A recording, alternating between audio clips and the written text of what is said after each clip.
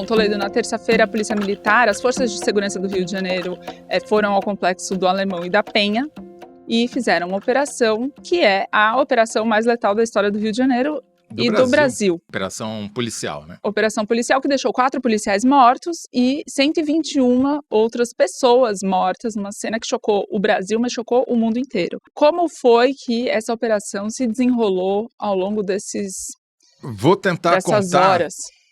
Thaís, porque eu acho importante a gente reconstituir, já que é um fato histórico pelo lado negativo, é importante a gente deixar registrado como aconteceu. Primeiro que essa operação foi planejada pelo governo Cláudio Castro com meses de antecedência. E, não por coincidência, foi marcada para vésperas do principal evento internacional que vai acontecer no Brasil, que é a COP, né, que vai ser em Belém, mas tem eventos preparatórios no próprio Rio de Janeiro. Então, não é coincidência... Na semana que vem. Exatamente, que essas datas se planejou com tanta antecedência, sabendo que ia ter, não foi por acaso. E não é a primeira vez que isso acontece antes de um grande evento internacional no Rio de Janeiro. Na manhã da terça-feira, mais de 2.000 policiais, principalmente militares, mas também civis, ocuparam as entradas e saídas urbanas dos complexos do Alemão e da Penha, no Rio de Janeiro, e começaram a subir os morros. Essas áreas são chamadas de complexos porque elas reúnem quase 30 comunidades pobres, como o Morro do Alemão, Vila Cruzeiro, Morro do Adeus, e são todas meio vizinhas umas das outras, né? Entre os dois complexos, o complexo do Alemão e o complexo da Penha, ainda tem um conjunto de morros que é chamado de Serra da Misericórdia. Por isso o título desse bloco, né? E que não se perca pelo nome, né? Porque foi justamente o que faltou, que ainda tem um trecho lá no alto que é muito inóspito. Ainda tem muita pedra, tem uma antiga pedreira desativada, tem um resquício de mata e, portanto, não tem pessoas morando lá. E essa área, em geral, em operações passadas, era usada como rota de fuga pelos faccionados do Comando Vermelho para ir de um lado para o outro e escapar, né? Dessa vez foi diferente. O que aconteceu? Só para ter uma ideia também, eu acho que é importante dizer, porque é importante mostrar que tem gente que mora lá, né? Porque senão a gente só trata do aspecto policial e esquece do aspecto humano. As últimas estimativas é de que na Penha, no Complexo da Penha, vivam pelo menos umas 100 mil pessoas e no Complexo do Alemão pelo menos 54 mil. Então, se fosse uma cidade, somando as duas, estaria entre as 200 maiores cidades brasileiras. É mais do que todo mundo que mora em Copacabana, por exemplo. Uhum. É muita gente, né? E é uma população muito jovem, mais de 50% tem menos de 30 anos e muito pobre. A renda média é inferior a um salário mínimo e tem pelo menos 1/3 que vivem com menos de metade de um salário mínimo, até 1/3 de um salário mínimo. Então é uma comunidade pobre, jovem e ocupada pela maior facção criminosa do Rio de Janeiro, que é o Comando Vermelho, que, obviamente, diante dessas circunstâncias, dessas condições socioeconômicas, um lugar de moradia improvisada, né, com uma renda baixa e uma população jovem, usa aquilo ali não só como esconderijo, mas também como reduto, como refúgio, mas também para recrutar mão de obra, né? Pois bem, enquanto a maior parte da força policial estava concentrada justamente na parte baixa, fechou as saídas e foi subindo aos poucos, as tropas de elite, principalmente da PM, o BOP, famoso pelo Capitão Nascimento e tal, se infiltrou no alto, lá na Serra da Misericórdia, justamente para bloquear a rota de fuga tradicional, o que o comandante da operação chamou de paredão do BOP. Muro do BOP. Né?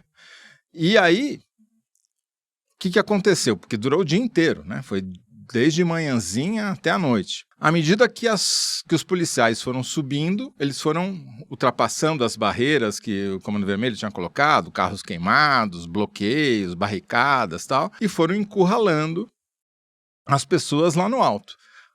De modo que elas saíram da área urbana habitada e foram para a área de mata. E na área de mata não tem câmera. Essa é a grande diferença. Teve uma bela entrevista feita pelo repórter Fábio Vitor, na Folha de São Paulo, com um recém-aposentado delegado da Polícia Civil do Rio de Janeiro, que falou isso, na mata é Vietnã, porque não tem testemunha, não tem vídeo, não tem nada, salva-se quem puder, ou melhor, não salva-se ninguém, né? E foi o que aconteceu. Quando eles ficaram entre o fogo que vinha de baixo e o fogo do BOPE que vinha de cima, foi uma chacina. Horas depois, ou no dia seguinte, os moradores foram a esse local e recolheram mais de 70 corpos que foram dispostos numa praça, lado a lado, e gerou uma foto que rodou o mundo, né? A foto da operação, são dezenas de corpos em cima de uma lona estirados no chão. E chamou a atenção não só por eles estarem só de cueca ou de bermuda, sem camisa, e todos um do lado do outro, todos, em geral, pardos ou negros, né? Como também o fato de que alguns corpos tinham marcas que sugeriam mais do que uma violência de troca de tiro, né? Então, por exemplo, uma mãe reconheceu o corpo do filho com as mãos amarradas, com uma corda. Uma advogada que acompanhou a retirada dos corpos relatou ter visto vários corpos com marca de facada nas costas. Outro, um comunicador local, contou que viu vários corpos com tiros na nuca, o que sugere execução. E a mais chocante de tudo, na minha opinião, foi o relato de uma tia que viu o corpo do sobrinho decapitado e mostrou um vídeo para os repórteres de um morador tirando a cabeça do rapaz, que era um rapaz de 19 anos, que tinha sido colocada numa forquilha de uma árvore e tirada de lá e colocada numa sacola e devolvida para a família. E não foi o único decapitado, teve pelo menos 2 ou 3. Bom, ou seja, a despeito dos indícios de tortura, porque polícia esfaqueando, só se tivesse tido um confronto não armado, né? Um confronto corpo a corpo, né? É muito improvável que isso tenha acontecido, porque eles estavam fortemente armados dos dois lados, com fuzis. Então, apesar dos indícios de tortura e de execução, o secretário disse que não vai ter investigação nenhuma e que a única investigação que ele vai abrir é para investigar os moradores. Por fraude processual. Porque tiraram os corpos do local do crime, os corpos que foram abandonados pela polícia lá em cima, né? E porque os próprios moradores, na tentativa de fazer esse ato simbólico de estender, tirar os corpos no chão, tiraram e filmaram quando os corpos chegavam e filmaram um deles tirando a roupa camuflada que o morto estava usando. E a polícia apontou que isso seria uma tentativa de descaracterizar, né, a participação no crime dessa pessoa e, portanto, anunciou que estava abrindo um inquérito por fraude processual contra os moradores. Agora, investigar as ações da polícia, ele não deu conta. E só para terminar a minha parte inicial aqui, eu acho que precisa registrar a primeira frase do Cláudio Castro, governador, que mostrou que não se importou nem um pouquinho se morreram 100, 110, 120, 130 pessoas. Falou, a operação foi um sucesso e as únicas vítimas foram os 4 policiais mortos. A gente insiste muito nisso, né, Toledo, que as vítimas podem ser fatais, mas podem não ser. São as pessoas que ficam, né, e que continuarão vivendo naquele território sem nunca mais voltarem a ser o que elas eram. Mas você me deu a deixa de falar do Cláudio Castro, que é onde eu quero entrar. O dia 1, né, o primeiro dia, o dia da operação propriamente, em que, ao encerrar a operação, o anúncio oficial era de 64 mortes, foi um dia de saldo negativo para o Cláudio Castro, e eu explico. Ele vai a público durante o dia, ao longo da operação, de maneira espalhafatosa. Por quê? Porque, primeiro, a peça de propaganda do governo dele fazia um filme de ação de guerra, com trilha sonora épica, fazendo propaganda da morte como método de justiça. Coisa que no Brasil não existe, porque no Brasil você processa, condena e prende. Vamos lembrar que ele era vice-governador do Witzel, famoso pela sua frase... atirar na cabecinha. E mesmo assim, com essa peça de propaganda, ela não conseguiu ficar sustentada quando ele aparece em público. O protagonista da peça entra em público e desafina na frente de todo mundo, se fazendo quase de vítima do governo federal, dizendo que o governo não ajudou naquilo que precisaria ter ajudado, sendo que ele não pediu formalmente nenhuma ajuda, então ele ficou desmentido publicamente, politicamente, e sendo que até a véspera ele pedia autonomia e a não interferência do governo federal na segurança pública do estado do Rio de Janeiro. Então ele se contradiz e ao mesmo tempo se mostra fraco, porque se diz incapaz, formalmente, oficialmente, publicamente se diz incapaz de controlar a segurança pública do estado sem uma atuação federal. Ele tentou colocar, a meu ver, a culpa das mortes dos policiais nas costas do governo federal por suposta falta de apoio, sendo que não há base legal para o governo federal emprestar armamento ou o que seja se a operação for exclusiva do governo do estado e, enfim, se não tiver uma conexão com algum crime federal, né? Com a cidade inteira paralisada, com barricadas impedindo, inclusive moradores, de voltarem para a Zona Sul e para o Leblon, o dia acabou mal para ele, porque em vez de cantar a vitória, eu conversei com políticos do Rio nesse dia, e eles falavam, ele não aproveitou a vitória que eles enxergam, porque os políticos da direita todos enxergam essa operação como bem-sucedida e como um sucesso político. Ele não usou isso, não capitalizou isso a seu favor e mostrou essa imagem de quem, ao mesmo tempo, está prejudicando a vida até da elite no Rio de Janeiro, de quem não está conseguindo resolver o problema sozinho. E aí acontece isso na madrugada que você relata, depois da emboscada na Serra da Misericórdia, os moradores vão lá buscar e de manhã cedo, o dia amanhecendo, o sol raiando e os corpos chegando na praça lá na Penha. A direita, nesse dia 2, começa a reagir. Então, o Flávio Bolsonaro sai em defesa do Cláudio Castro e da operação. Os governadores da direita todos fazem reunião em apoio ao Cláudio Castro e demonstram apoio à operação. E aí se consolida o principal argumento a favor da operação, que é justamente a ação que a polícia, que as forças de segurança do Rio nomearam como uma ação de inteligência de fazer o muro do BOPE no alto da Serra da Misericórdia e que teria sido a forma mais eficiente de impedir a fuga, como você descreveu, e, segundo as forças de segurança, nesse argumento que foi replicado pelas forças políticas de direita todas, que foi a forma que eles encontraram para preservar a população moradora dos dois complexos. O DOCA, que é o principal líder do Comando Vermelho, alvo dessa operação, não foi preso e a Polícia Civil justificou isso dizendo que ele tinha montado um escudo humano com os soldados do Comando Vermelho e por isso não conseguiu ser pego. O governo Lula, da sua parte, dá uma escorregada nesse dia 2, quando o Lewandowski corrige ao vivo o Andrei Rodrigues, porque ele disse que a Polícia Federal tinha sido sim comunicada da operação com antecedência, que era uma das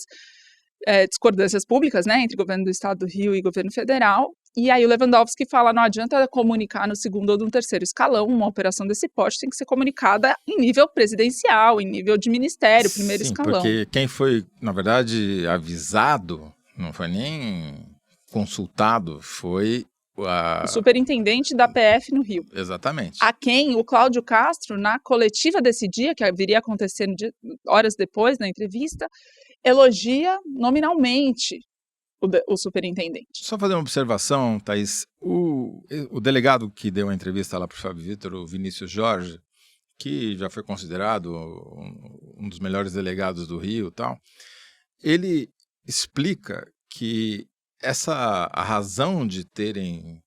E ele explicou isso antes da descoberta dos corpos. Ele deu a entrevista ainda na terça-feira. Ele falou, quando você leva o confronto para a mata, sem testemunha, sem ninguém filmando, sem câmera, sem nada, é Vietnã. Porque você vai criar as condições para acontecer de tudo ali, né? Então, não é verdade, segundo a experiência até dos policiais, que o motivo foi tirar da área onde havia risco de atingir moradores numa troca de tiros. Foi uma deliberada estratégia para encurralar, evitar a fuga, porque ele fala, o que a gente fazia antes, em todas as outras operações? Deixa o cara fugir, porque é mais fácil pegar o cara fora do morro do que dentro do morro. Bom, e aí depois, o que acontece é que, aí, bom, o Lula manda o Lewandowski e o Rui Costa para o Rio de Janeiro, eles fazem uma reunião com o Cláudio Castro e anunciam um escritório de urgência, de emergência, para responder a essa crise. No momento em que a polícia anuncia que vai abrir o inquérito para os moradores, estão acontecendo outras séries de atitudes em relação aos moradores que contradiz a polícia nessa justificativa de que queria preservar a população. E aqui eu cito a conversa que eu tive com o professor Daniel Irata, que é coordenador do GENI da UF. O GENI é o Grupo de Estudos de Novos Ilegalismos da Universidade Federal Fluminense. O Irata fala que o nome disso é criminalização da vítima, é violência de Estado, e ela é reiterada em algumas etapas. Primeiro, ele fala o seguinte: depois da bala que entra nos familiares deles, eles passam por todo o processo doloroso de ter que ir retirar os corpos na mata, serem processados, né, pela Polícia Civil, e aí são recebidos mal no IML, no Instituto Médico Legal do Rio de Janeiro, porque eles são interrogados durante o reconhecimento dos corpos, da identificação dos corpos dos seus familiares, com uma necrópsia feita de terceira qualidade, e aí isso significa vitimização e revitimização desses moradores em várias faces do que ele chama de violência do Estado. Então você tem uma série de atitudes que vem depois da operação, que continuam sendo a operação policial no seu objetivo. Um complicador importante do ato dos moradores de terem levado os corpos para essa praça na Penha é que eles alteraram a cena